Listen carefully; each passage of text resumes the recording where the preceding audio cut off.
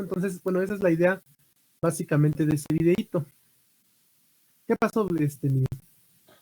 De hecho, de eso le quería platicar porque usted dijo que fuéramos viendo el proyecto, ¿no?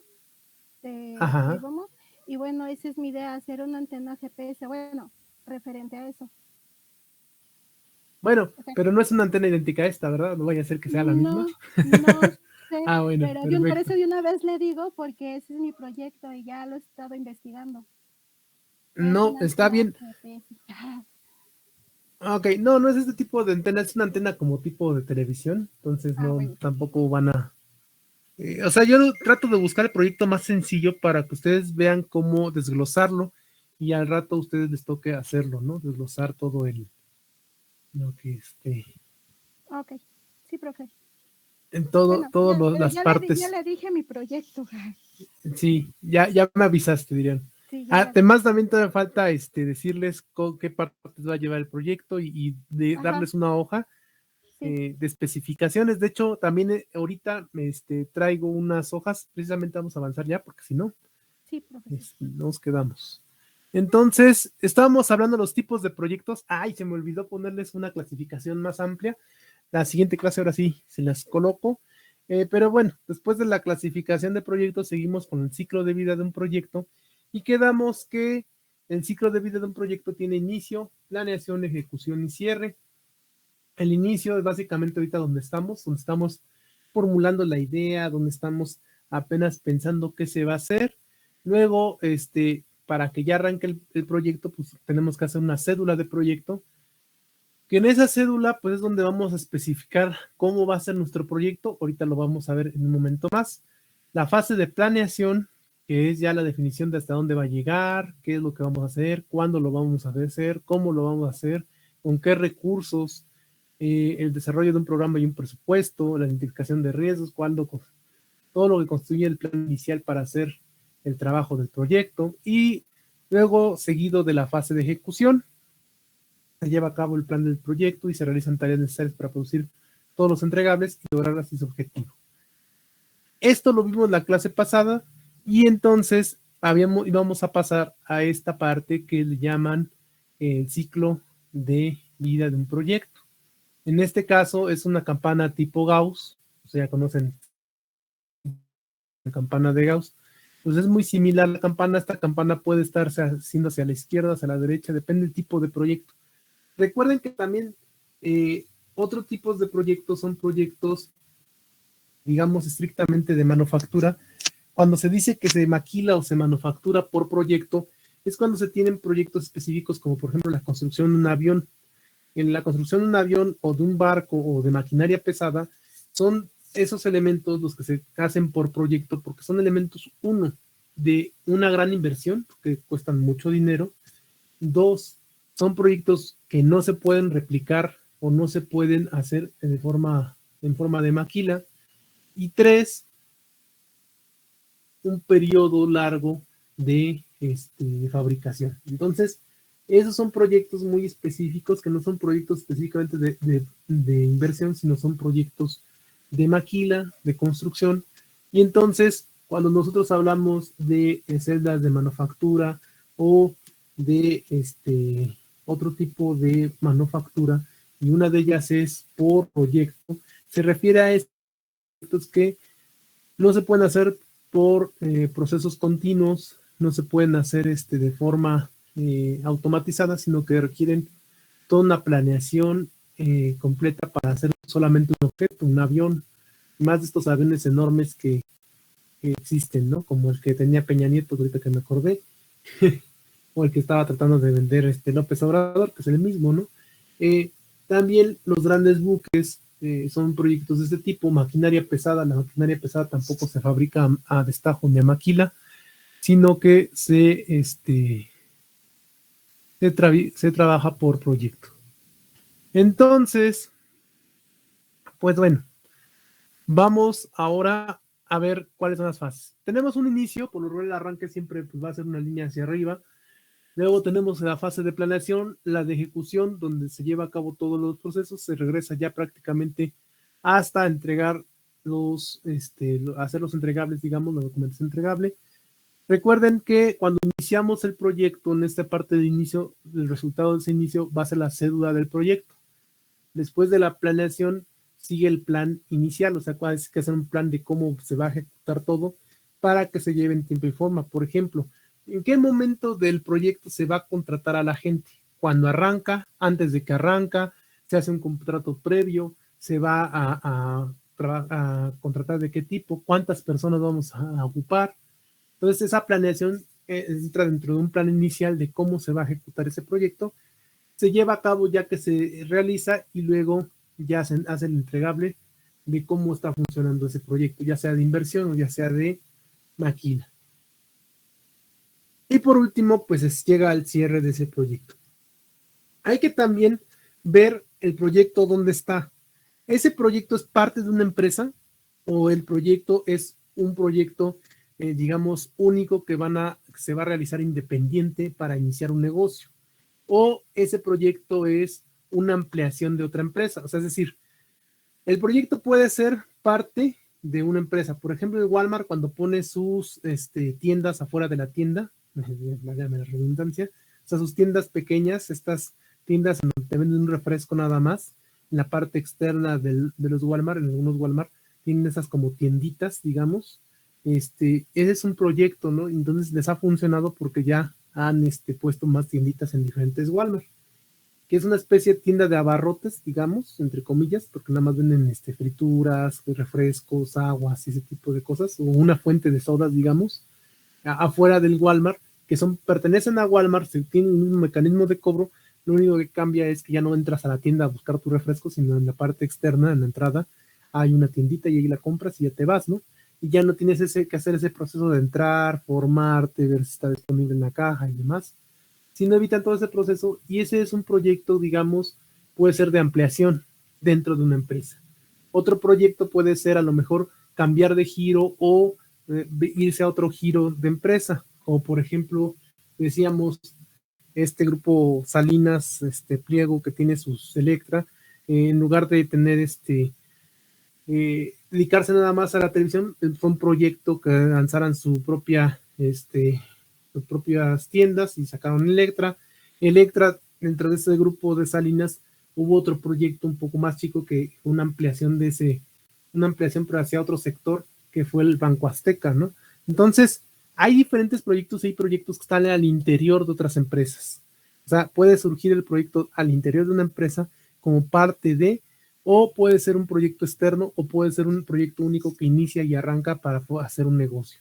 Entonces, el proyecto puede estar en varios lugares, si se fijan con estos ejemplos, no solamente en un solo lugar, y aunque tiene un ciclo de vida, este ciclo de vida varía, puede ser la campana muy estirada o muy alzada, ¿no?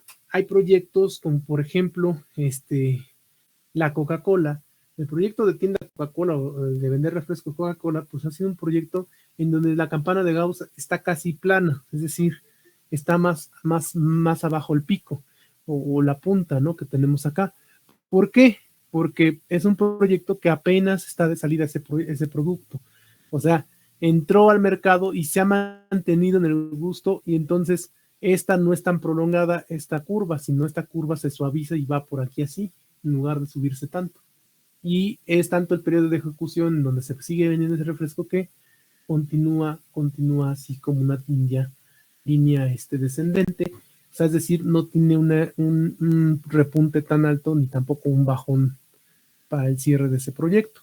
Entonces, por ejemplo, tenemos aquí entonces el ciclo de vida de un proyecto en donde están aquí los entregables, la cédula del proyecto, el plan inicial, entregas aceptables dentro de la ejecución, es decir, todo lo que es la documentación económica, técnica y de viabilidad y cómo ha sido el flujo de efectivo, y ya se archivan esos documentos en el cierre.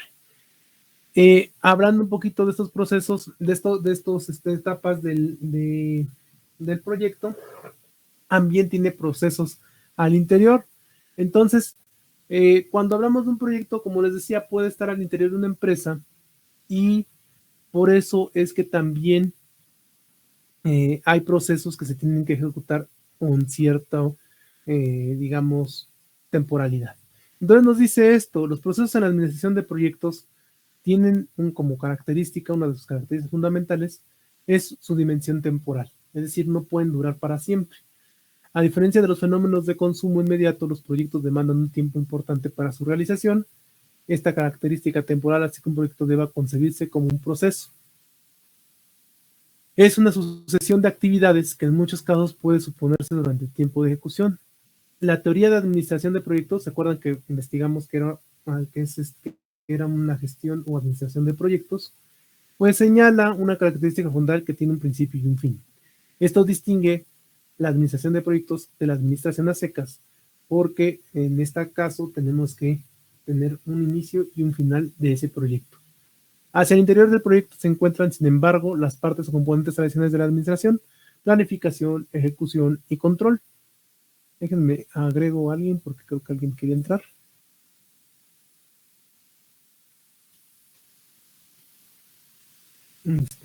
Bueno, entonces les decía, son, digamos, en un proyecto, son una serie de procesos que se llevan a cabo al interior y que también se puede considerar como un proceso todo lo que es el proyecto. Y al interior se puede administrar como una administración normal, nada más que con la implicación de que tenemos un inicio, un fin y una temporalidad para hacer las actividades. En la gráfica que a continuación presentamos, que es esta que viene, se presenta un esquema donde se exponen las etapas tradicionales de los proyectos y la lógica temporal de los mismos. Y aquí lo tenemos, ¿no? Aquí les muestra, o sea, acuérdense cómo estaba la campana del proyecto. La campana de proyecto, a ver, déjenme insertar una forma para que se distinga, digamos. Aquí está. Entonces, inicia el proyecto, la parte de inicio, sube hasta cierto punto, marca un parteaguas y baja. Ajá, no sé si alcanzan a ver la línea que estoy haciendo. Sí. Ah, ya me... No. Doble clic. Sí, ya sé, sí, pero bueno, aquí está el último pedacito, de ignórenlo, ¿no? Aquí lo que me interesa es esta parte. Déjenme nada más poner un contorno más grueso para que lo vean.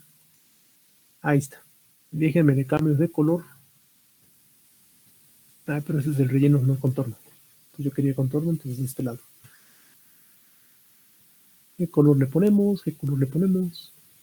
Un rojo para que se vea. Ahí está. Entonces, miren, aquí lo que hacen es que hacen como si fueran diferentes procesos cada una de las etapas del proyecto. Entonces el proyecto inicia, ahí nuestra curva quedó muy abajo, debería de estar un poquito más hacia línea, pero quería que cruzaran este punto, hiciera intersección con este punto, y luego cruzar alrededor. De hecho debió haber cruzado por aquí, pero se iba a hacer muy delgadita para acá, entonces por eso no quise. Entonces de este lado o en este punto se diría la bajada. Déjenme a ver si puedo modificar puntos y entonces para que se vea mejor.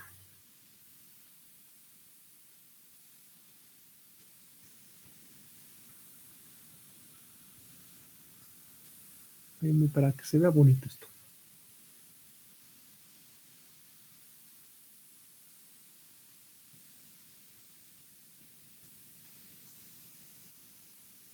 Ahora que estoy haciendo.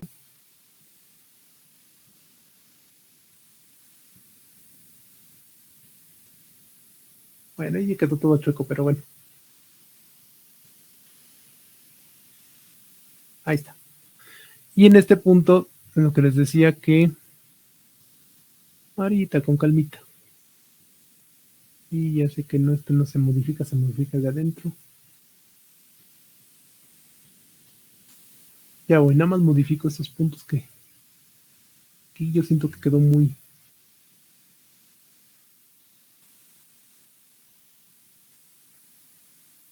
Bueno, hay un poco alzadita.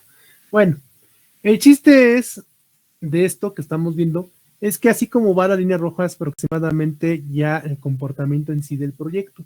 Pero cada etapa, como habíamos visto, que está, digamos, tiene un punto donde se intersecta con la siguiente, es donde básicamente tenemos los entregables.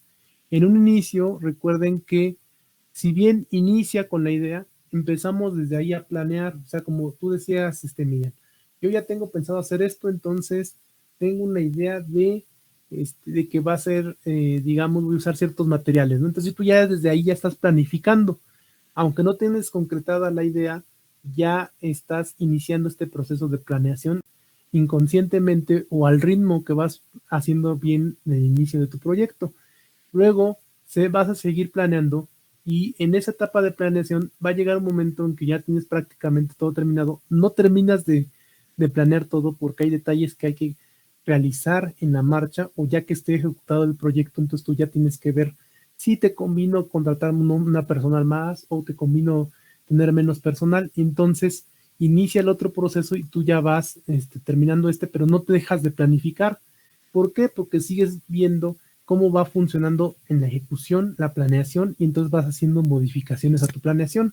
Por eso es que no acaba donde ya inicia otro.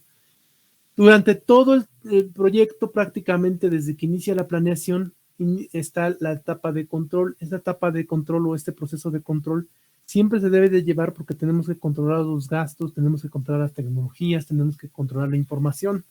¿Qué ocurriría si, por ejemplo, proyectos como, por ejemplo, el del auto volador que habíamos visto, cae en manos digamos, en la competencia? Pues ya tendrían toda la investigación que hicimos en sus manos y entonces no les costó nada, les salió de gratis y nosotros invertimos una gran cantidad de dinero. Por eso es que debe haber control incluso de la información que se tiene. ¿O qué pasaría si lo que pasó aquí en México con respecto a no, es que aquí en México es otra cuestión porque desafortunadamente aquí se manejan cosas que varían mucho este tipo de cosas. Pero sí se puede planificar considerando las variables como por ejemplo la corrupción que hay, ¿no? Pero bueno, eso es otra cosa. Entonces, les decía, tenemos procesos al interior y en la realización del proyecto, como el inicio, en donde el inicio no llega y termina la etapa y ya, sino que dentro del inicio continuamos, digamos, depurando cómo va a ser nuestro proyecto y ya estamos iniciando la etapa en realidad de planeación. La planeación igual no llega y se interrumpe abruptamente el proceso, sino ustedes siguen haciendo mejoras a su planificación o a lo mejor cambios y ya están empezando la etapa de ejecución del proyecto y entonces ya la etapa de ejecución antes de cerrar sigue ejecutándose. Ahí sí se ve marcada la ejecución que tiene un descenso así brutal hacia abajo y luego ya un cierre, porque el cierre empieza desde que ya el proyecto termina en un cierto tiempo o el producto, porque acuérdense que también tiene una similitud con el ciclo de vida del producto, que en el producto es igual, inicia, se vende, o sea, tiene la venta su punto más alto y luego te caen como se ve en la línea roja. Entonces, de forma muy parecida, muy similar el ciclo de vida de los productos, el ciclo de vida de los proyectos es muy similar en ese aspecto, que tienen un inicio y un fin y hay ciertos procesos intermedios.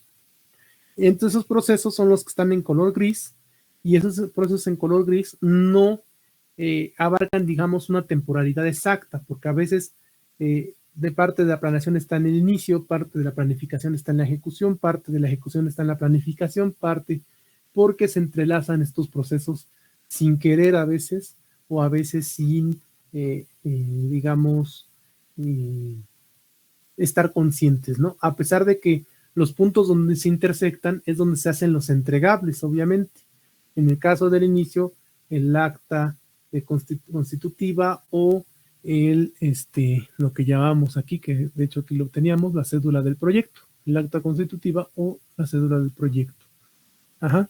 El acta constitutiva de ese proyecto estaría aquí en este punto. Y el siguiente entregable sería el plan inicial o la planeación inicial, que quedaría aquí en este punto. ¿Sí?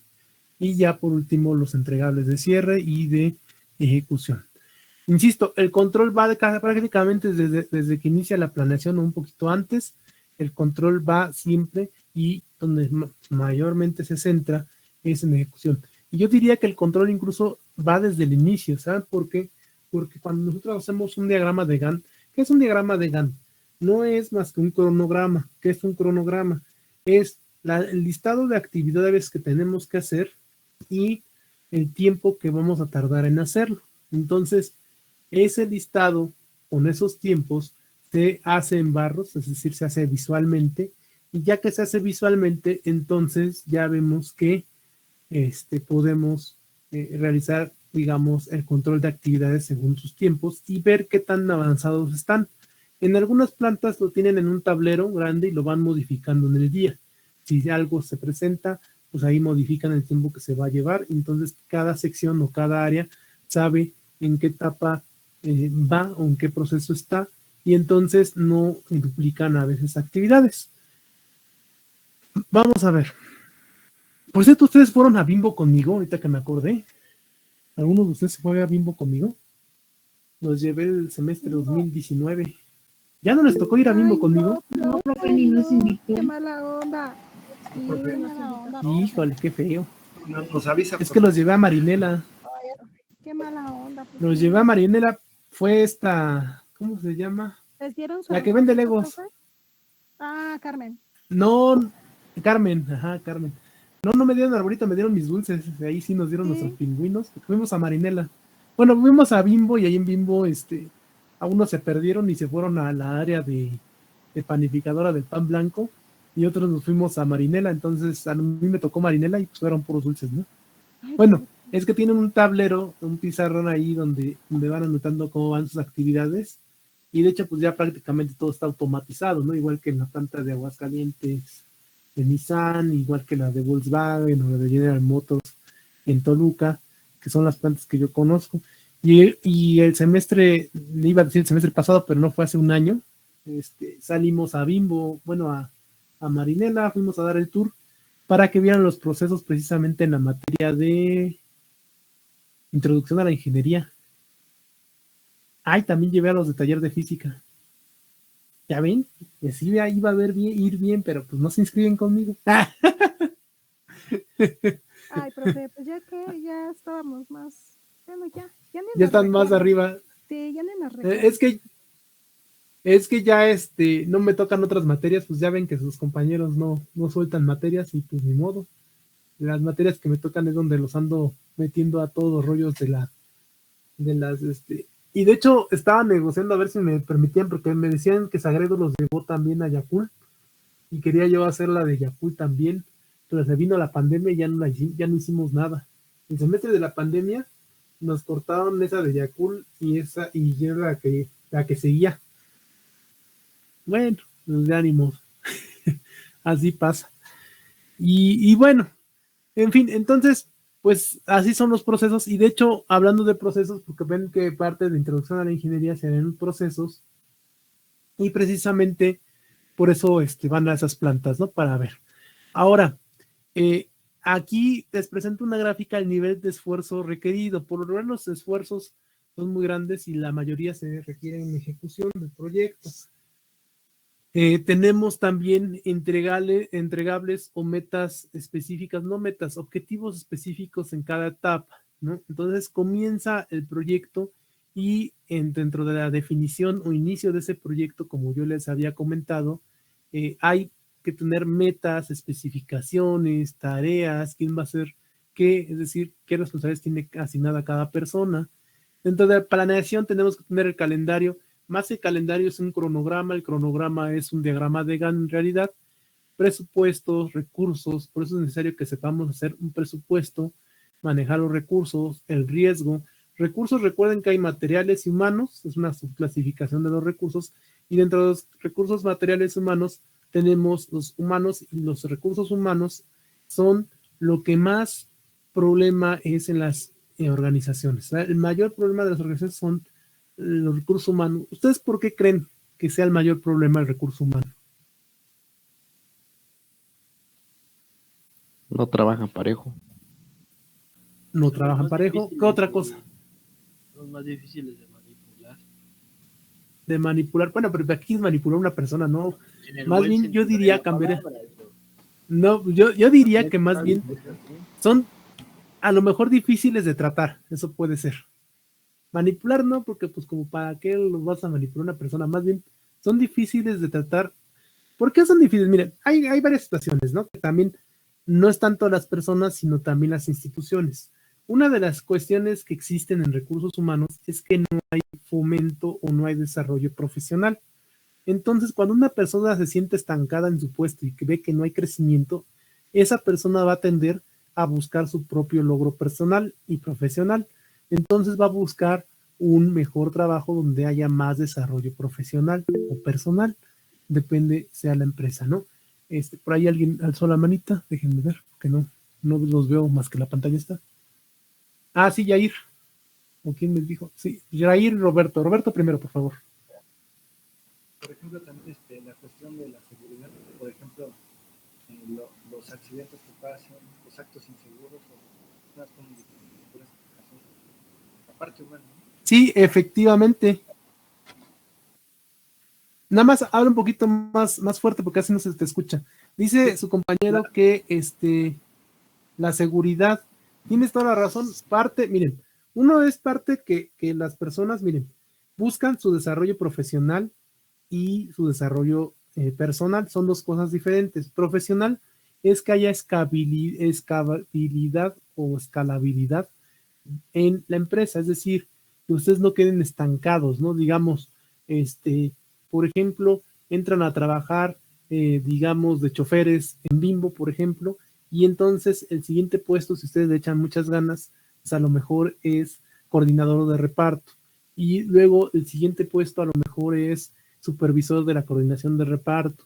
Y luego el siguiente puesto, es decir, hay una escalabilidad en ese trabajo y entonces la persona tiene ese incentivo profesional para que se actualice, para que se quede en la empresa y seguir escalando y obviamente pues con los puestos diferentes vayan, digamos, motivándose económicamente porque pues, es mejor el salario, son mejores prestaciones.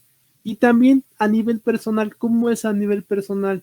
Que la persona tenga el tiempo suficiente para estar con su familia. Una de las cuestiones más importantes es que el empleo tenga un equilibrio entre la vida personal del trabajador y la vida profesional o de trabajo. ¿Por qué? Porque, por ejemplo, me decía un viejo amigo, estaba trabajando en una empresa donde nada más le pagaban, digamos, en ese tiempo 10,000 pesos, ¿no? Pero decía, yo prefiero esos 10,000 pesos porque yo quiero, tengo tiempo y además salgo, tengo un horario estable y ese horario me permite estar con mi familia más tiempo. Entonces, ahorita que tengo a mis niños pequeños, me conviene ese poco dinero que me dan porque estoy más tiempo con mi familia. Entonces disfruto la niñez de mis pequeños, comparto más tiempo con ellos, etcétera, etcétera. Que si me voy a un organismo descentralizado que en donde no tengo horario de salida, no tengo horario de regreso, no tengo horario, gano mucho más porque me andan pagando 30,000 pesos, pero no me conviene porque definitivamente dejo de ver a mi familia y además me mandan a muchos lados, entonces ya no tendría oportunidad de ver a mi familia. Entonces, las personas no todas buscan el dinero. Hay gente que diría, no, pues yo me voy por el dinero y me vale gorro la familia, ¿no? Está bien. Cada quien tiene sus propias metas, pero por eso precisamente las empresas deben de tener, para ustedes, si se vuelven empleadores en un futuro, deben de ver que las personas van a buscar su estabilidad económica, su, digamos, su beneficio personal para desarrollarse y también su desarrollo profesional en el ámbito de escalar de puestos y tener a lo mejor un mejor ingreso, ¿no? Entonces, estas son cosas importantes y que además de eso tiene que ver también el mercado donde estén inmersos, que también, como dice Roberto, la seguridad, que te diré que en la seguridad, por ejemplo, yo cuando estuve de supervisión ahí en el Arco Norte, nos dedicábamos al concreto lanzado vía seca, que es básicamente lanzar concreto con una manguera, pero esa manguera lleva alta presión y se llena toda la parte de donde está la autopista, todas las orillas de la autopista se llena de cemento Después de hacer un tratamiento en donde se hace una perforación, esa perforación se hace un anclado con unas varillas, y alambrón y un tipo específico de cable, se amarra unas mallas y luego se le hace ese lanzamiento de concreto. Bueno, te comento nada más meramente una experiencia, ¿no? Yo les decía a los trabajadores que se colocaron el arnés de vida, no tanto por la vida de la persona, aunque en realidad sí era importante, no era tanto por eso, sino porque a nosotros nos multaban como empresa por no usar el arnés de vida. Y decían los trabajadores, es que si me lo pongo me estorba para trabajar, no me es útil.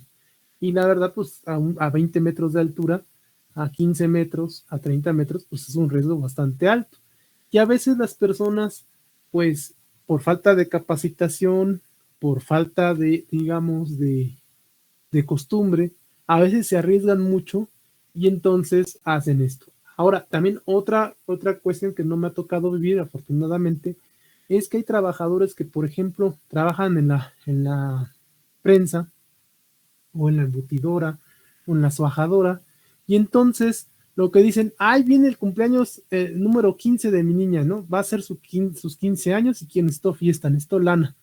No, aquí no tengo ni dinero ni nada, entonces tengo un seguro de accidentes y entonces, ¿qué hacen? Pues tienen un accidente. ¿Qué hacen? Meten el dedo gordo, meten el dedo pequeño o meten el dedo en medio. El dedo, dependiendo cuánto vale cada dedo, se lo machucan con la máquina o se lo rebanan con la máquina y entonces piden de indemnización.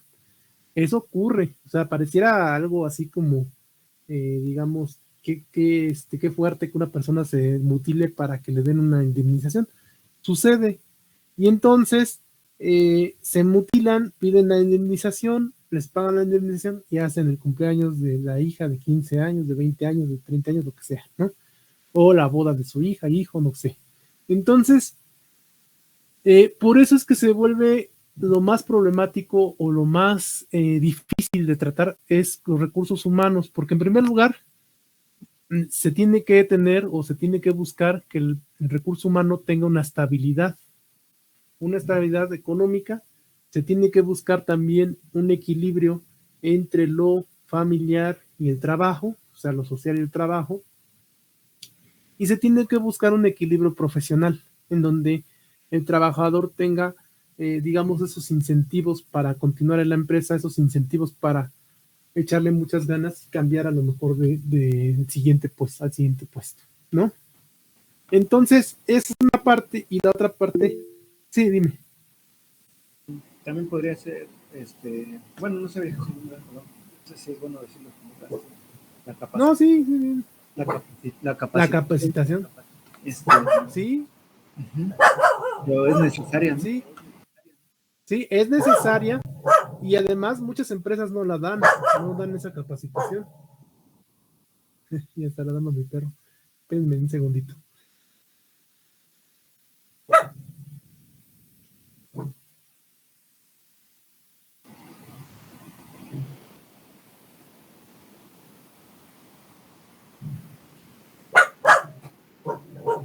Bueno, pues continuamos.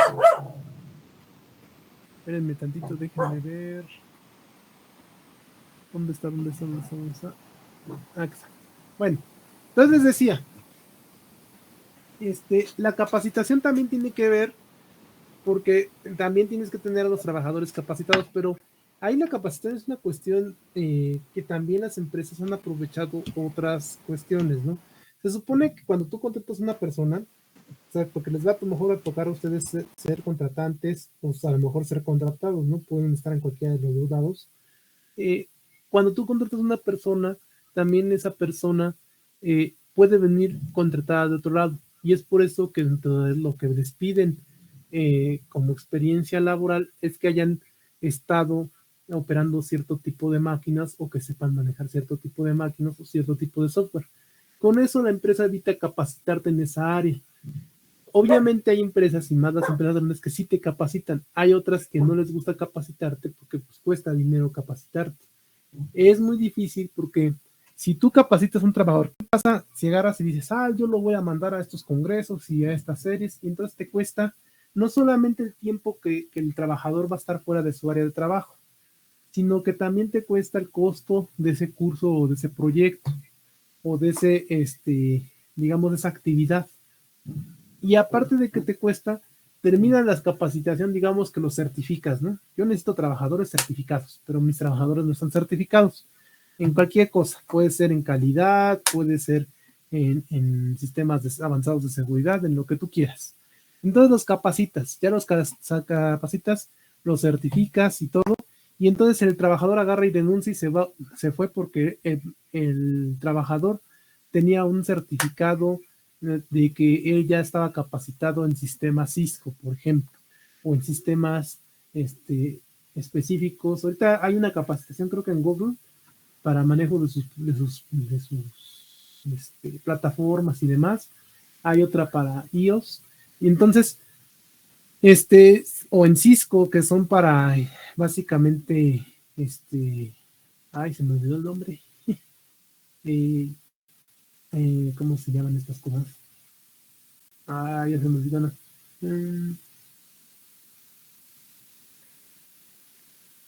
Bueno, para las computadoras, ¿no? No me acuerdo cómo se llaman ahorita.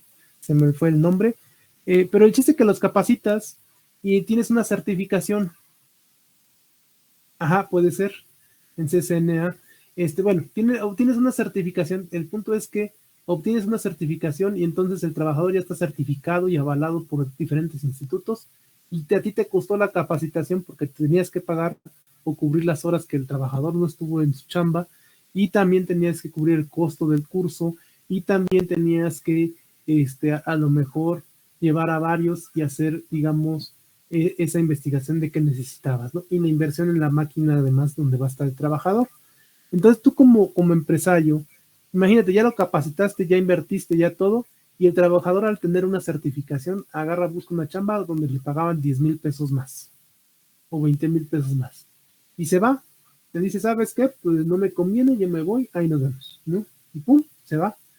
Y entonces tú perdiste feamente porque perdiste un trabajador capacitado, perdiste la capacitación y perdiste la inversión que hiciste, ¿no? Todo lo que te costó. Y el que lo recibe, pues obviamente ya como solicita trabajadores ya certificados en X o en Y tema, ya sea en Cisco o ya sea en lo que sea, puede ser en Adobe, puede ser en Cisco, puede ser a lo mejor en diseño, como por ejemplo estos programas de Unigraphics o de SolidWorks o Solid Edge, de Siemens, puede ser también en sistemas de calidad. O sea, puede ser incluso también en seguridad. Entonces, el siguiente empleador ya exige que el trabajador le paga más, pero ya exige que tengas una certificación por una entidad. Entonces, tú al estar certificado, pues obviamente dices, bueno, pues allá me pagan 10,000 pesos más y aquí me pagan tanto. Hay de dos. Hay quienes negocian y dicen al empleador, ¿sabes qué? Me ofrece tanto tal lugar, me ofreces algo mejor o me voy.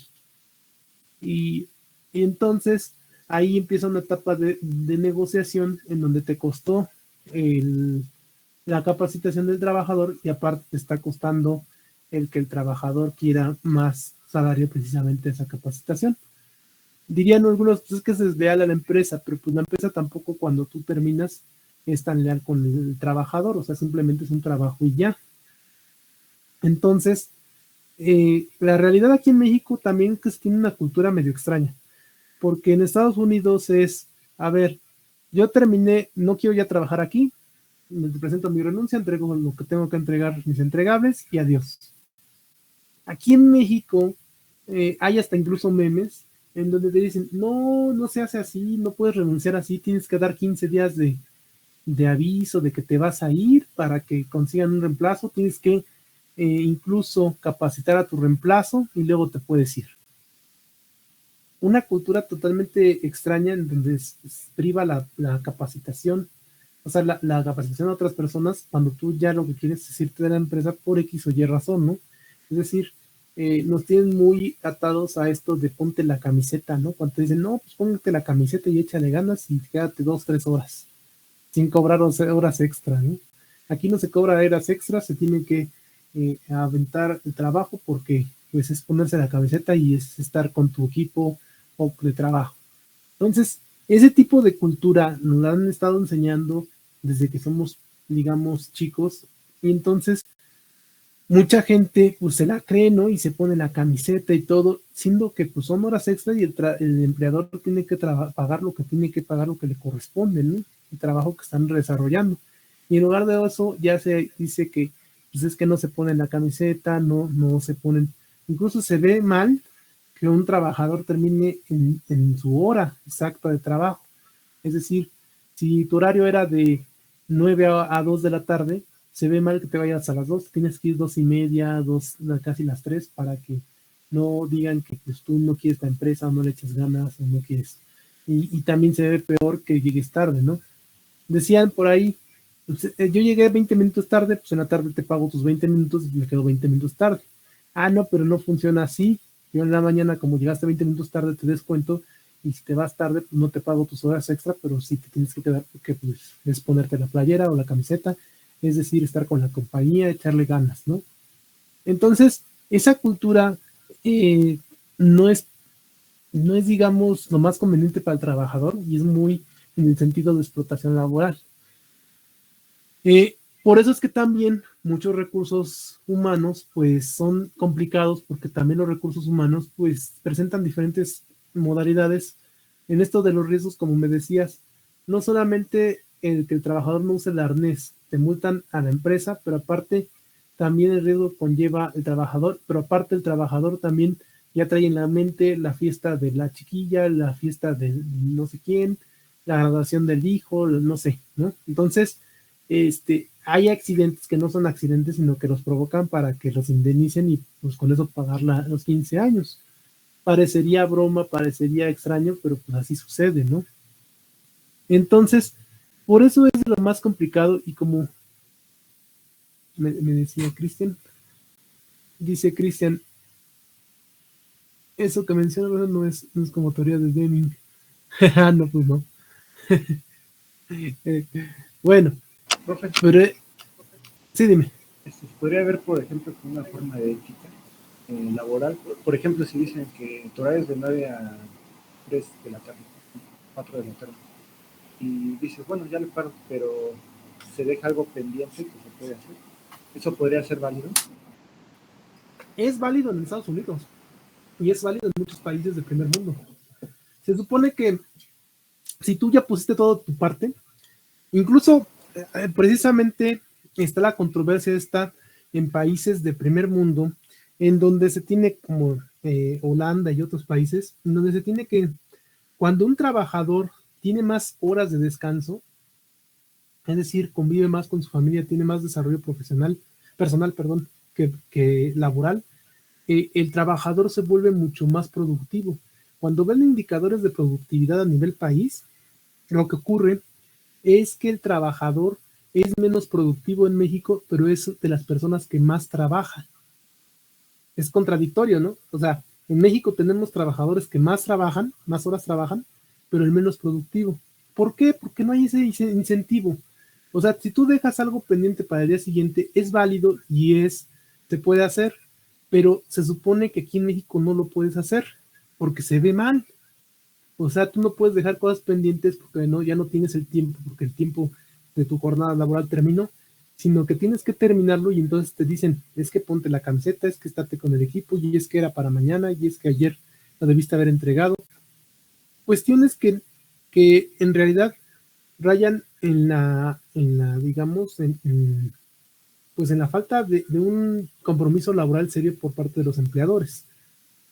Si bien ellos también tienen una carga tributaria muy, muy grande, esta parte pues es muy cuestionable, ¿no? Ustedes chequen, revisen, a ver si encuentro unos videos o unos artículos relacionados a esto de cómo es la jornada laboral en Estados Unidos, cómo es la jornada laboral en Canadá. Incluso en ciertos países ya se tienen también 4 días nada más de trabajo y los demás de descanso para que sea más productiva la gente. Dime, Miriam. Sí, profe, sobre lo que estaba comentando. O sea, sí es explotación laboral, pero también tenemos que ver que muchas veces el obrero o el empleado se queda callado porque en primera, en México hay mucho desempleo. Y en segunda, los Sí, amenazan en que pues si no haces lo que yo te digo, los corren, ¿no?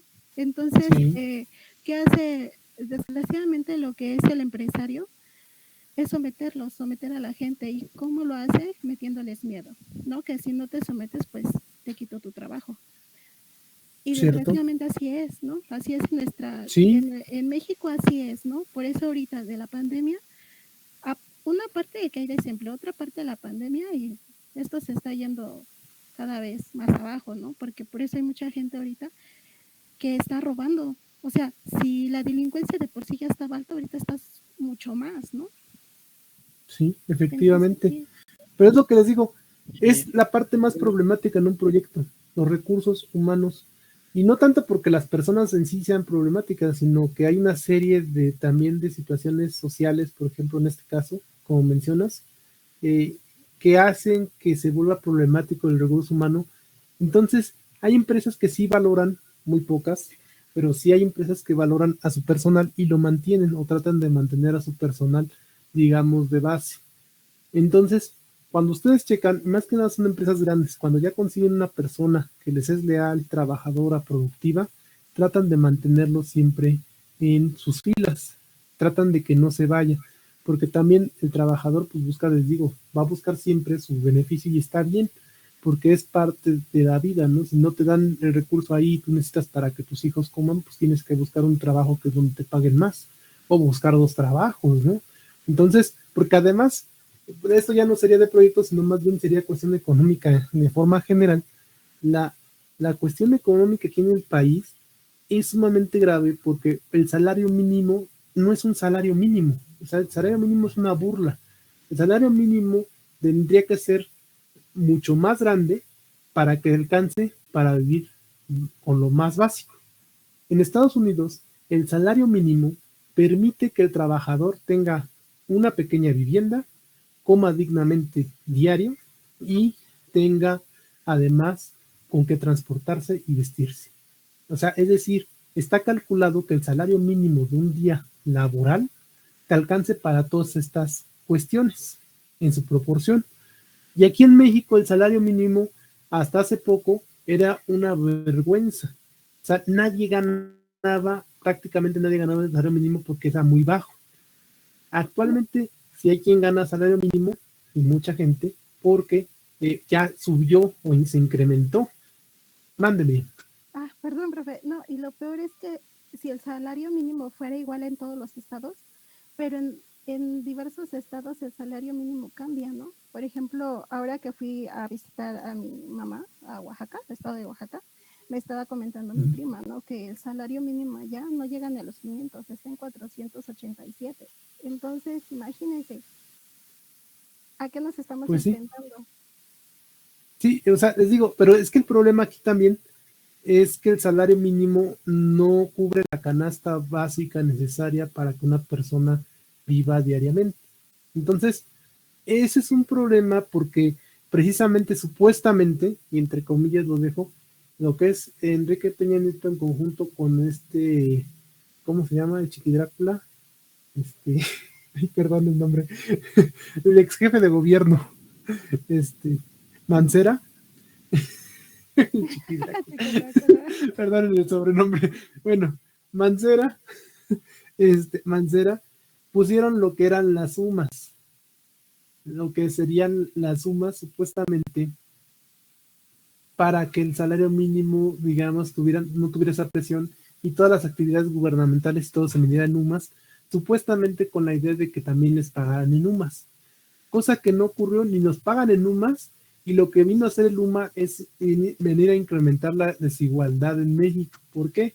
Porque, por ejemplo, si ustedes compran una casa, la casa la compran en pesos, pero se las cobran en UMAS. El UMA cada año sube, se incrementa. Entonces, cada año les cobran una parte porcentual más del valor de esa casa y entonces se vuelve una cuenta impagable. Entonces, todos aquellos que tienen IMSS, ISSSTE y todo este tipo de cosas, lo que hacen es que como están pagando en UMAS, cada año les cobran el 10% adicional o hasta el 30%, porque esa UMA se tiene que pagar. Entonces, en lugar de que la UMA supuestamente viniera a sustituir el salario mínimo, vino nada más a afectar a trabajadores y a todo el mundo. O sea, una forma, digamos, más bien, de meter un salario mínimo altísimo y no se viera reflejado en las arcas o en las leyes, en donde dijera, voy a cobrar 1000 UMAs por pasarte un semáforo, porque ya las actividades del gobierno están medidas en UMAs. Entonces, en lugar de cobrarte 1000 salarios mínimos, te dicen, te cobro 10 UMAs, que es el equivalente, porque supuestamente el UMA iba a venir a reemplazar el salario mínimo y no, en realidad fue un discurso para disfrazar la cantidad de salarios mínimos requeridos para la canasta básica, o para los pagos mínimos en el gobierno. Entonces ya todo en el gobierno se volvió en UMAs. Disculpen el apelativo que le puse al Chiqui Drácula, pero no, Mancera, que era el jefe de gobierno junto con Enrique Peña Nieto, en ese entonces era presidente, cuando implementaron lo del UMAS. Entonces, les digo, los recursos humanos se vuelve más complicado aún porque los recursos humanos buscan sobrevivir en una situación donde todo el mundo les cobra, ¿no? Dinero. Entonces, pues lo más complicado aquí en México, el recurso humano. Incluso no solamente en México, en casi todos los países es un problema porque necesitan una persona que tenga la capacidad y esté capacitada para ocupar cierto puesto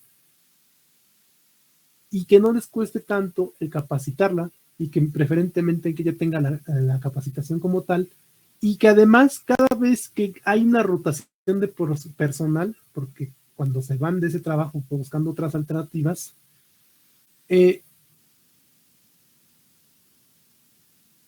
sale y ya tenía cierta experiencia y cuando entra uno nuevo tarda de una semana a un mes en tomar un buen ritmo dentro de la empresa, ya sea que fuera operador o vendedor. Entonces tarda cierto tiempo para, digamos, aclimatarse al trabajo. Bueno, vamos a dejar esta parte de los recursos humanos que es sumamente complicado, pero sí, o sea, en un proyecto, en un negocio, en ese tipo de situaciones, lo más complicado es la parte del recurso humano. Bueno, luego seguimos que dentro de la planeación tenemos que ver qué riesgos ocupan en el proyecto. Luego tenemos asignación de personal. Tenemos la parte también de la ejecución, reportes de avances, cambios, calidad, pronósticos. Y por último, en la entrega tenemos la capacitación del cliente, transferencia de documentos, liberación de recursos, liberación de personal, lecciones aprendidas y cierre del proyecto. Esto acuérdense que es muy genérico porque va a depender de cada proyecto.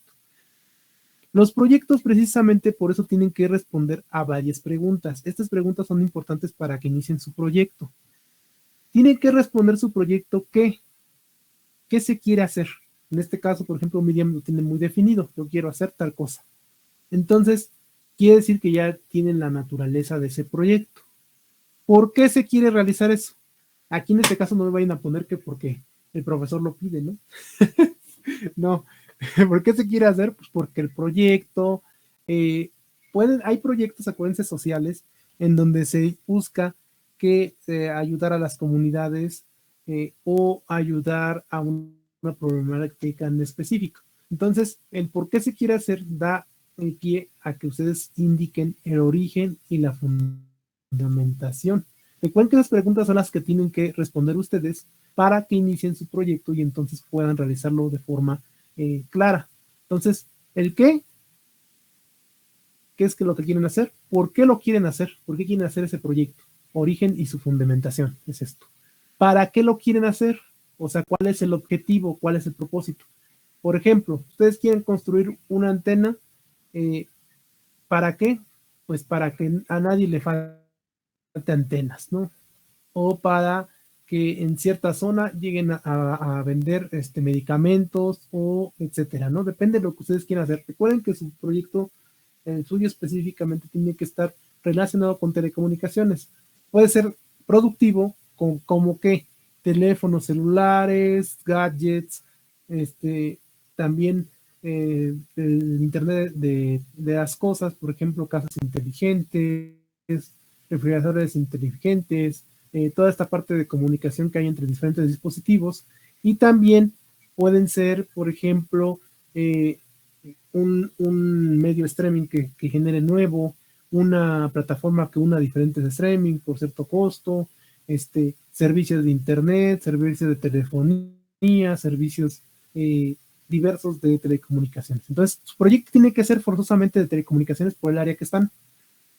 Entonces, ustedes tienen que ver qué objetivo o propósito siguen, ¿no? Por ejemplo, yo quiero montar sistemas de comunicaciones satelitales en poblados muy lejanos. ¿Para qué? Pues para que llegue la comunicación en lugares inhóspitos donde no se tenga comunicación y así comunicar a las comunidades de esa zona, ¿no? Comunicar a esas comunidades.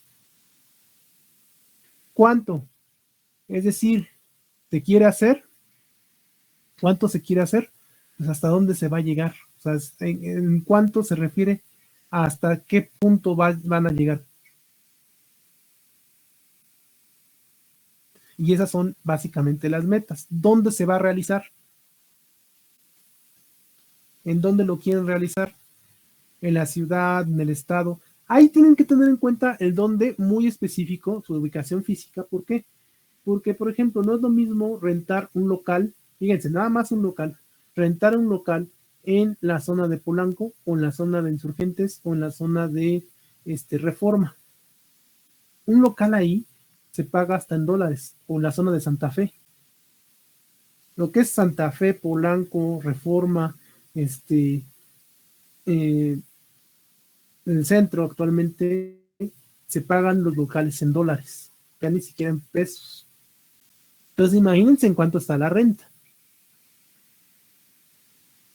Es diferente que ustedes quieran poner un local ahí, a que vengan aquí a la zona de Iztapalapa, ahí junto al plantel, si es que lo conocen. Los que no lo conozcan, chequen en el mapa, y imagínense que ahí en donde está Plaza El Salado, o donde está Plaza Ermita, ponen su local. ¿Cuánto cuesta el local ahí? ¿Cuánto cuesta allá? Aquí el local estará en 8,000 pesos aproximadamente la renta, hasta un poco menos. Y allá se paga en dólares, y les apuesto que estarán en unos 6,000 dólares. Un local u oficina, de mediano a chico. Entonces, ¿por qué es importante esto? Porque ¿qué es lo que van a producir o qué es lo que van a hacer? Si yo, por ejemplo, quiero, como yo les decía el otro día, quiero vender una fuente en 5,000 pesos, pues algunos dirán que los más conocedores, ay, pues eso está ridículo. Ah, sí, pero es que según yo, esta fuente tiene una estructura de marfil con con conectores bañados de oro, ¿no? O con baño de oro, como quieren llamarlo. Entonces, le busco un mercado. Es como las pistolas que también los narcos la mandan a hacer hasta incluso con cacha de marfil, o con empuñadura de oro y cosas así, ¿no? Entonces depende de lo que se quiera vender y en dónde se quiera vender. Una experiencia que tengo es con los trabajos de Jean-Pierre.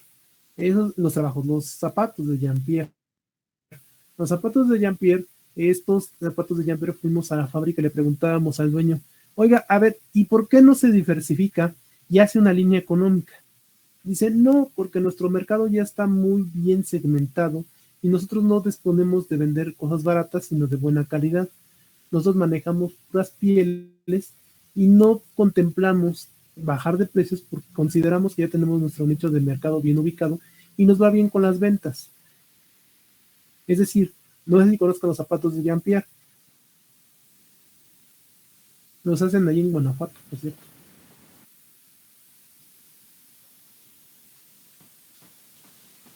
¿No conocen a Jean-Pierre, la marca Jean-Pierre? No, pero bueno, de caso. No, profe. No, profe. ¿Cómo? Pues son los económicos de 3,000 pesos. No, en serio, o sea, vean, chequen. Vamos a ver, Jean-Pierre. Creo que así se pronuncia así, ya ni me acuerdo, bueno. Creo que se escribe así, a ver. ¿Era Jean-Pierre o cuál era? Déjame ver, a ver, zapatos.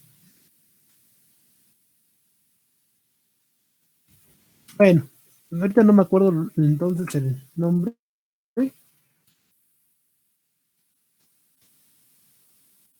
Sí, Jean-Pierre, como chihuahuas, ¿no? Esos son los zapatitos de Jean-Pierre. Pero Vamos a es con entrar J, ¿no? Ah, sí, es así. ¿Eh? No, Sí, nada. sí son estos. Ujú. Nada más que déjame buscar la tienda. Ah, sí es esta, sí es la logotipo. Es que yo me acuerdo del logotipo y no me acuerdo. Bueno, su planta está en Guanajuato. Fuimos ahí a la planta a visitarlos. Y entonces, yo les preguntaba ahí, porque por cierto, déjenme decirles que es impresionante, es casi, hagan de cuenta el tamaño. ¿Se acuerdan los baños del plantel? Bueno, el tamaño de un salón chiquito, ¿no? Digamos, ese está completamente cerrado, hermético, y ahí conservan las pieles. Tienen un humidificador para que se mantenga la humedad de sus pieles y aparte tienen un medidor de temperatura y es una bodega así cerrada y tienen extendidas las pieles de víbora, de diferentes animales, o sea, ahí tienen extendidas todas las pieles y me decían que, por ejemplo, las pieles grandes es con las que hacen los zapatos y las pieles, los pedaceríos, el retazo que lo utilizan para hacer lo que serían las billeteras y cuestiones de monederos. O sea, es decir, todo lo que sobra del corte del zapato lo utilizan para hacer monederos y carteras. Entonces todo se aprovecha, toda la piel se aprovecha. Tienen pieles, yo ese día que fui tenían de serpiente y tenían de varias cosas, estaban padres. Bueno, digo, no tampoco soy que casen a los animales, yo sé que hay mucho ambientalista, pero no es tanto eso, sino por el lado productivo. Les preguntamos, ¿por qué no se bajan mucho de mercado? O sea, ¿por qué sus zapatos están en 2,000, 3,000 pesos? El más barato creo que estaba como en 1,500. Este, ¿Por qué no vender más baratos a una, este, pues, a un sector o un segmento más económico? Pues simplemente decían que no les interesaba porque ya tenían definido su nicho de mercado. Entonces, por ejemplo, imagínense, comprar este mocasín cuesta 4,300 pesos. ¿Ustedes gastarían eso? No, a lo mejor no, o bueno, probablemente sí, yo al menos no. Digo, me pongo en ese plan, no gastar 4,300 pesos en ese tipo de zapatos. ¿Por qué? Porque, pues, en primer lugar, no estoy en ese nicho de mercado. O sea, es decir, casi es lo que me van a pagar y si es que me va bien de salario, ¿no? Entonces, como profesor de ustedes, pero bueno, este, no me alcanzaría, digamos, ¿no? Entonces, para comprar este tipo de zapatos en este entonces. Entonces, muchos de ustedes no les alcanzaría para comprar algún tipo de estos zapatos, se nos harían caros porque también relación beneficio, pues yo los uso para andar para acá y para allá en toda esta zona de Iztapalapa, entonces ponerme unos zapatos de 5,000 pesos o 3,000 pesos, pues como que se me hace mucho dinero para donde ando, ¿no? A lo mejor unas botas podría ser de trabajo, eso sí, no compraré unas de 4,000, pero pues a lo mejor unas de 2,000 posiblemente, ¿no? Y aún así se me hace mucho dinero. Pero bueno, entonces, esta empresa, bueno, ¿y por qué les estoy planteando esta empresa? No es de telecomunicaciones, cierto, no es de telecomunicaciones, pero lo importante de esto es por qué ellos no bajan de nicho de mercado, porque ya lo tienen bien definido a quién va, y todos los zapatos se hacen así artesanales, como lo dicen. Ahí en Guanajuato tienen su planta, y lo que hacen es que así como lo ven en las manos, las personas andan poniéndole la tapita al zapato, lo andan cosiendo, todo en artesanal, como dicen, ¿eh? O sea, es una cuestión muy impresionante porque se quedaron con los procesos pasados y no han invertido en meter maquinarias y además están posicionada la marca de tal forma que se les vende al precio que están dando. Entonces, venden diferentes zapatos, son zapatos, digamos, de gama alta media o media alta. ¿Por qué? Porque pues tampoco son tan caros, hay zapatos mucho más caros todavía, pero estos son bastante caros, o sea, si estos son caros, los otros están de plano inalcanzables. Entonces, eh, tienen un segmento. Entonces, por ejemplo, si tú vas a Coppel, por ejemplo, y buscas un mocasín, te anda costando lo más caro 800 pesos. Y aquí te cuesta 2,600 a 5,000 pesos, 4,300. Entonces, ahí ustedes ven cuál es el segmento específico. Obviamente, la calidad de Jean-Pierre pues, son pieles finas, tienes pieles bonitas, eso sí, les puedo decir que sí tienen una calidad muy buena en sus pieles, pero, y están allá en León, Guanajuato, su fábrica, que es donde fuimos, pero tienen bien definido a quién va este tipo de zapato. El que está el más barato en 2,500, ¿no? De estos mocasines.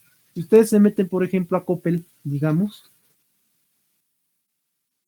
les pongo estos ejemplos para que vean lo importante que es definir el nicho de mercado. Y es un mismo producto, o sea, se utiliza para lo mismo. Vamos a pisar con el zapato, o sea, no va a ser para exhibición, no va a ser para otra cosa más que para usarlo. Entonces aquí le ponemos, ¿qué eran? ¿Mocasines? ¿No? Sí, ¿verdad? Mocasines.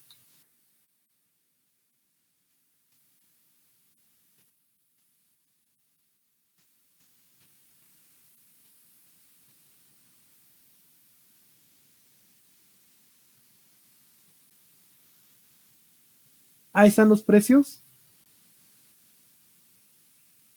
El más caro está en 1,799. Hay unos de 299, hay unos de 600, 500, 300, 700. Es decir, no pasan de 1,000. La mayoría, mire, la mayoría no pasa de 1,000. Algunos sí pasan y ya son de 2,800. Pero la mayoría está en un orden de menos de 1,000 pesos. Y Jean-Pierre, su segmento es de 2,500 para arriba, 2,499, 2,500 para arriba, ¿no? Ya sean zapatos para dama, para hombre, lo que sea, ¿no? Ahí está. Pero Digo, eso lo que sea, influye porque luego la dicen, calidad, yo ¿no? soy ni De hombre su venta. Exactamente. Uno es la calidad y dos, a quién va dirigido. Entonces, ustedes cuando definan a quién va dirigido, que es esta pregunta que les estoy marcando aquí para que definan su proyecto, a quién va a ser dirigido y dónde van a poner su tienda o dónde la van a localizar, depende del producto a quién va dirigido. O sea, si ustedes lo van a dirigir a un segmento bajo, por la calidad, por los materiales, puede ser incluso por los puros materiales, o por la marca. Aquí Jean-Pierre también lo que les está vendiendo es la marca y la calidad, así como el proceso artesanal que tienen. Eso es lo que les vende Jean-Pierre, pero lo vende, digamos, a una clase media alta, porque no son tampoco los más caros, pero sí son de precio considerable. Entonces, si ustedes van a vender una fuente de poder, por ejemplo, es un ejemplo así sencillo, ¿a quién va a ir dirigido? Va a ir dirigido a un sector como tipo Coppel, digamos, que es de bajo a medio recursos, pues, o más bajo que de medio. Si va a ese segmento, entonces, ¿dónde les conviene poner, digamos, la tienda? ¿O dónde les conviene poner las oficinas? ¿Dónde les conviene poner la bodega? Porque depende de qué vayan a ocupar. Si van a poner una tienda, ¿dónde la pondrían si es de ese segmento? De segmento bajo. No van a ir a colocar una tienda en Polanco, no van a ir a colocar una tienda en Santa Fe, no van a ir a colocar una tienda en Reforma o en el centro. Van y colocan una tienda a lo mejor en algún pueblo o en alguna ciudad que esté económica la renta y que sea cordial, que accedan las personas de ese recurso. ¿Por qué no hay ahorrera en la zona sur de la ciudad?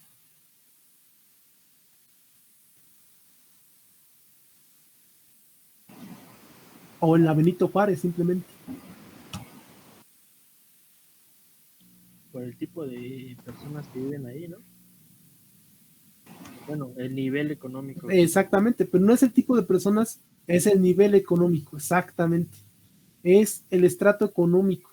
Entonces, como saben que tienen un mayor poder adquisitivo, ponen un Walmart donde está más surtido, supuestamente tienen mayor atención, entre comillas, y supuestamente tienen más surtido de productos, que hay productos más caros. Entonces, pueden meter productos que tienen acceso a esas personas y que buscan esas personas, ¿no? Entonces, el dónde tiene que ver mucho hacia dónde está su nicho de mercado, su target. La otra vez hablábamos sobre esto. Entonces, para que ustedes, digamos, vayan hacia un segmento alto, no quiere decir que cambien de producto, tienen que cambiar a lo mejor de materiales del producto, como yo les decía. Para una persona a pie, pues hay una carcasa de plástico y ya sirve el eliminador. Para un narcotraficante, digo un narcotraficante o un diputado, como gusten, indistintamente pueden pagar algo mucho más lujoso. A lo mejor un acabado en mármol, un acabado a lo mejor en otro material, que se vea distintivo, que se vea bonito el producto, o a lo mejor un acabado, como dirían, transparente, con mica de policarbonato.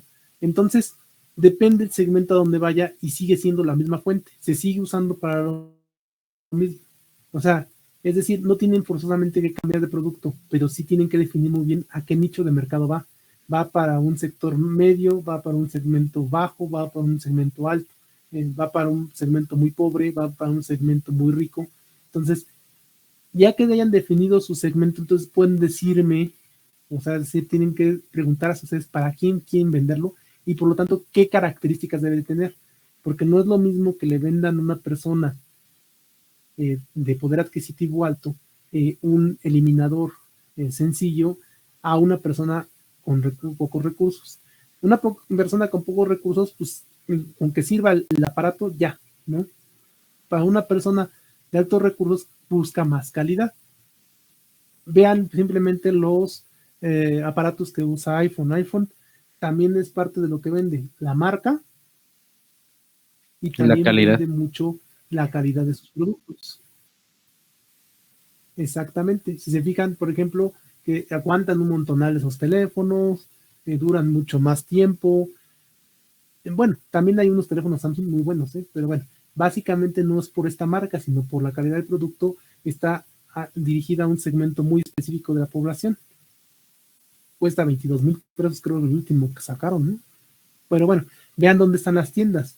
Están en Plaza Galerías Insurgentes, Plaza Galerías Coyoacán, Galerías Coyoacán, Perisur, etcétera, ¿no? Entonces ahí tienen, pero ¿cuánto cuesta la renta de un local en una de estas plazas? Cuesta lo mismo que si estuviéramos en Santa Fe, si estuviéramos en Centro Histórico, si estuviéramos en Reforma, si estuviéramos en esas zonas. Entonces, por eso es importante que ustedes vayan definiendo, a ver, sí voy a hacer tal producto, pero ¿para quién va a ir dirigido?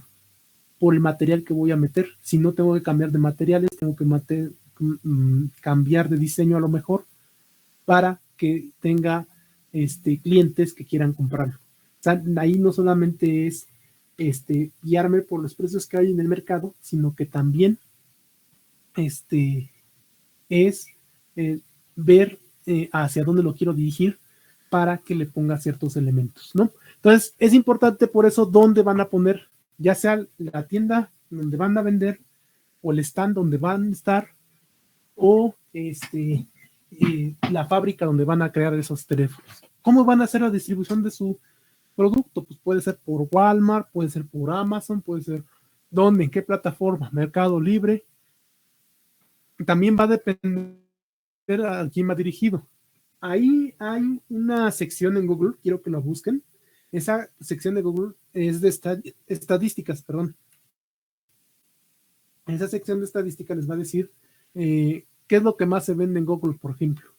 Entonces, métanse a Google Estadísticas, me parece, o Statistics se llama. Entonces, paramétricos, creo que era. Bueno, no recuerdo bien, pero hay una sección en Google que les dice específicamente qué se está vendiendo más, qué palabras se han buscado más en los últimos días o última hora, incluso creo que tiene ahí. Entonces, con eso ustedes pueden darse idea de en dónde está buscando la gente ciertos productos, ¿no? Entonces, por ejemplo. Bueno, ¿cómo se va a hacer para venderlo o cómo se va a hacer el producto? ¿Cómo se va a hacer? ¿Qué actividades vamos a tener? ¿Qué tareas? ¿Qué métodos? ¿Qué técnicas vamos a utilizar para hacer ese producto o servicio? Porque también puede ser un servicio. Acuérdense, ¿cuándo? ¿Cuándo se va a hacer? ahí sí tenemos que hacer un organigrama. La siguiente clase les voy a enseñar el organigrama paso a paso. Y quiénes, a quién va dirigido, lo que yo les decía, de quiénes, creo que es de lo primero que debe de ir para ver qué tipo de producto van a sacar. Yo insisto, una antena como por ejemplo la que les voy a mostrar en el video en un momento más, o la siguiente clase, pero una antena de ese tipo es para un sector de recursos bajo o para gente que se dedica, digamos, a revisar digamos, tecnología y que tenga suficiente recurso económico. Permítanme un segundito, por favor. Voy a dejar los 10 minutitos. Va a ser el corto comercial, por favor. Entonces, un segundito, jóvenes. Espero no se corte, porque la vez pasada me cortó.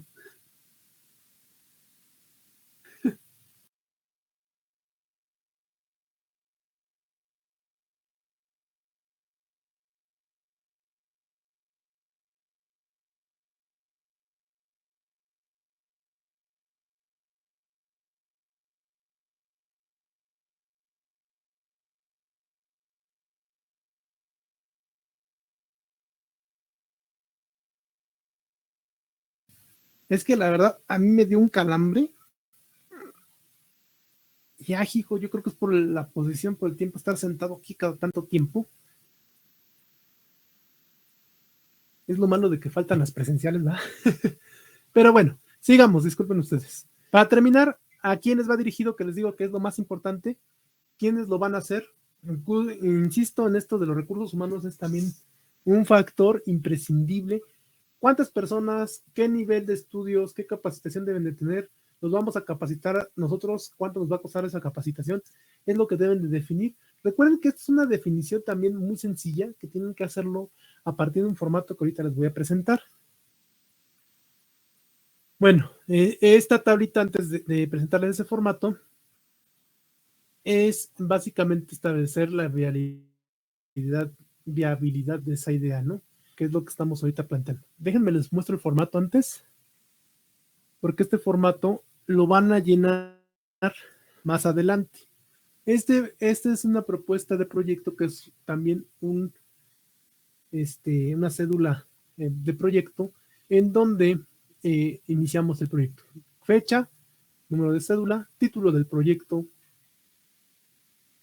quién es el gerente responsable, en este caso responsable, gerente de proyecto, apoyo general, quiénes, cuántos.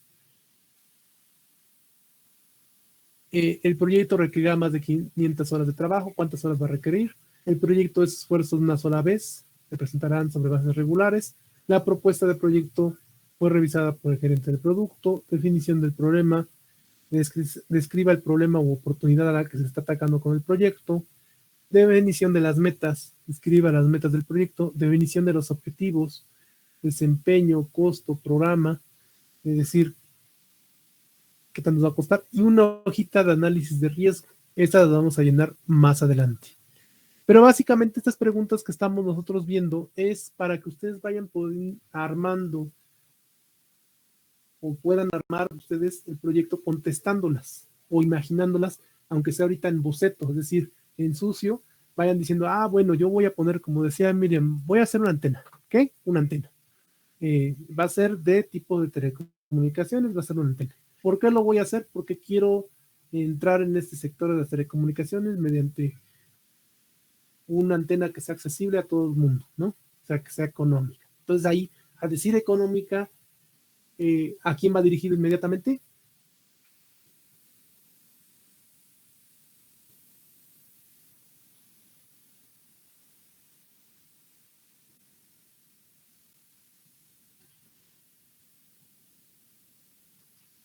Al público en general, pero básicamente a un sector de ingreso medio bajo. Ajá, más que nada ingreso bajo. Digamos, para no decir, es que acuérdense que esto de decir pobre a algunos les ofende, pero en realidad la medición de pobreza, como hay también muchos ámbitos, Coneval, ¿sí era Coneval? Déjenme acuerdo. Sí, Coneval tiene diferentes mediciones de pobreza, entonces, pues digamos para los pobres, ¿no? Pero para que no se escuche tan feo, de ingresos bajos, ¿no?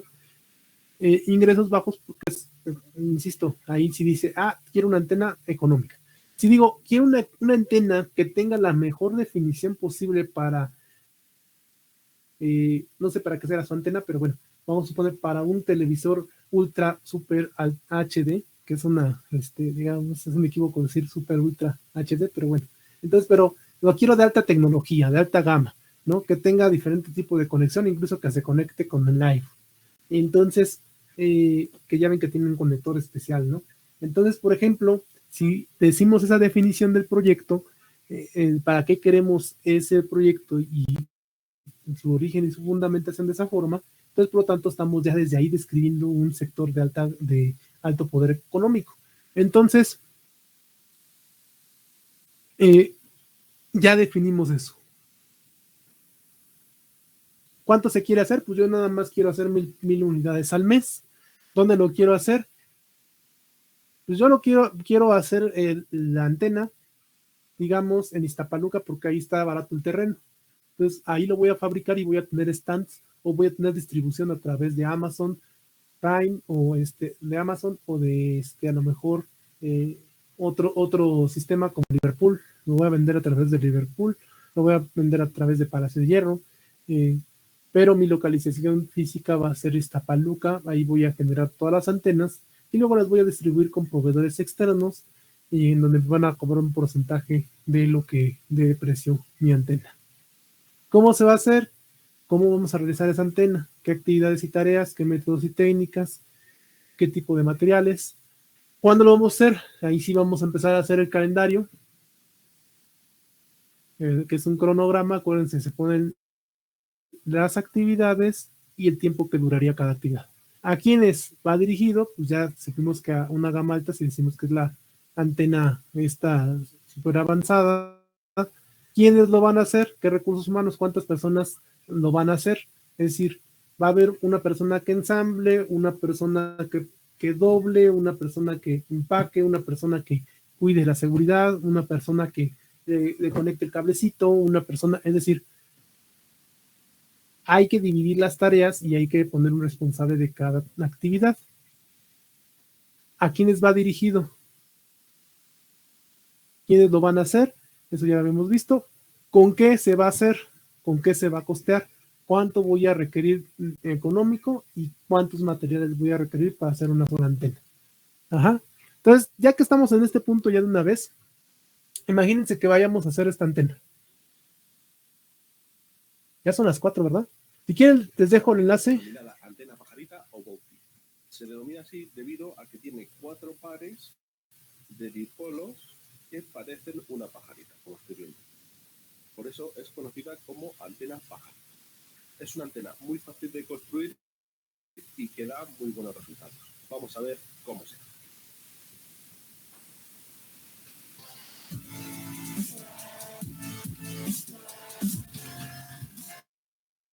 Vamos a hacer lo siguiente. Por el tiempo. Para la construcción de la antena vamos a utilizar los siguientes materiales y herramientas. Bueno, vamos a hacer lo siguiente porque por el tiempo no nos va a dar tiempo. Son las 4, creo. Entonces, les voy a dejar el enlace.